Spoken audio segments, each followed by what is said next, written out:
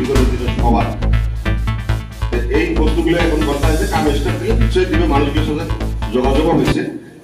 তো এইভাবে হয়েছে কাই খুঁটির অদা আছে কাই খুঁটি কাদের দিছে।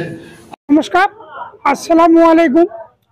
আজি কোদালদোৱা হিফজুল কোৰআন মাদ্ৰাসা প্ৰাংগণত এখন সভাৰ আয়োজন কৰা হৈছে।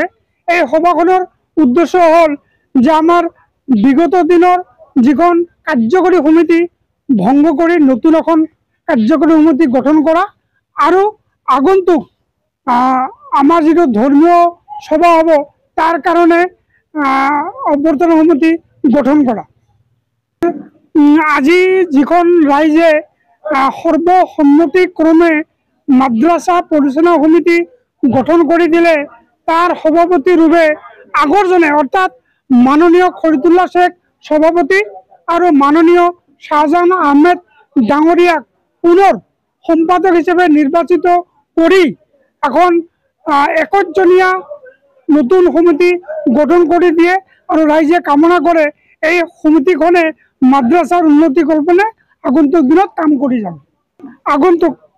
আমাৰ আগন্তুক 28তম যেটো বাৰ্ষিক সাধাৰণ সভা হ'ব তাৰ সভাপতি পদৰ কাৰণে মাননীয় নজৰুল ইসলাম সাহেব কড়াইতলা আৰু সম্পাদকৰ কাৰণে আনোয়াৰ হোসেন কোদালদোৱাৰ নাম সৰ্বসন্মতিক্ৰমে প্ৰস্তাৱ কৰা হয় আৰু তেখেতসকলৰ নেতৃত্বত প্ৰায় 100জনীয়া এখন অভ্যৰ্থনা কমিটি গঠন কৰি দিয়া হয়।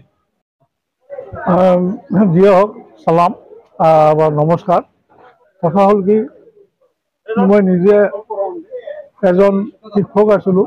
আজি 8 বছৰ হ'ল মোৰ অৱসৰ গ্ৰহণ কৰিব আৰু শিক্ষা কামত ব্ৰতী থকাটো এজন শিক্ষকৰ কাৰণে এটা ডাঙৰ এটা আশীৰ্বাদ।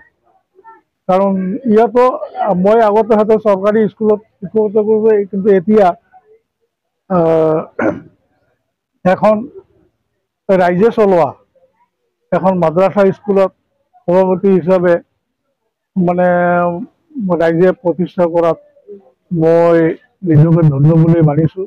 আৰু হয়তো মোৰ বিশ্বাস যে মই আমাৰ যিবিলাক চৰকাৰী স্কুল আছে তাত যিবিলাক শিক্ষা পদ্ধতি আছে সেই পদ্ধতি প্ৰয়োগ কৰি পেলাই এই ল'ৰা ছোৱালীখিনিক ভৱিষ্যত জীৱন গঢ়াৰ এটা প্ৰয়াস হয়তো মই চলাই লৈ যাব পাৰিম কমিটিৰ সদস্যসকলক লৈ।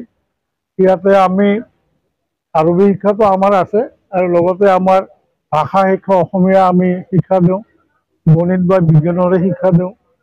মানে আমি দুটা ছাইড কভাৰ কৰি পেলাই ল'ৰা ছোৱালীক আগুৱাই লোৱাৰ কাৰণে মানে ব্ৰতী আমি সকলোৱে ব্ৰতী হৈছোঁ আৰু এই কাৰ্য যাতে আমি সাকসেসফুল বা কৃতকাৰ্য হ'ব পাৰোঁ ৰাইজৰ সহযোগিতা কামনা কৰিছোঁ। আজি মই জেনেৰেল ছেক্ৰেটাৰীৰ দায়িত্বত প্ৰায় 15 বছৰমান কাৰ্যকাল কৰিলোঁ। তাৰপিছত আজি সাধাৰণ সভা মৰ্মে আকৌ ৰাইজে মোক এই দায়িত্ব দিলে। গতিকে ৰাইজৰ মানে যিখিনি কাম কৰিছোঁ ৰাইজৰ সন্তুষ্ট হৈছে আৰু সন্তুষ্ট পাই পেলাই মোক ছেক্ৰেটাৰী বাকত দুনাই দিলে আৰু ময়ো মানে মন দি কাম কৰিছোঁ।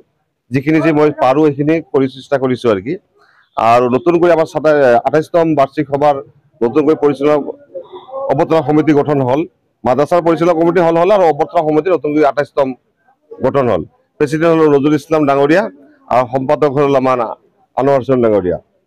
দিয়া প্ৰায় 100জন মানুহেৰে দিয়া অভ্যৰ্থনা সমিতিখন গঠন কৰা হ'ল।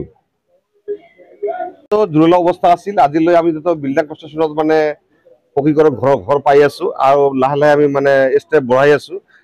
আগন্তুক দিনত আমাৰ লেট্ৰিন বাথৰুমৰ কাম চলিব, এইটো প্ৰস্তাৱ লৈছো। আৰু তিনিতলাৰ মানে যিটো ছাদ এইটো আমি মানে ঢালিম বুলি মই প্ৰস্তাৱ লৈছো আৰু কি।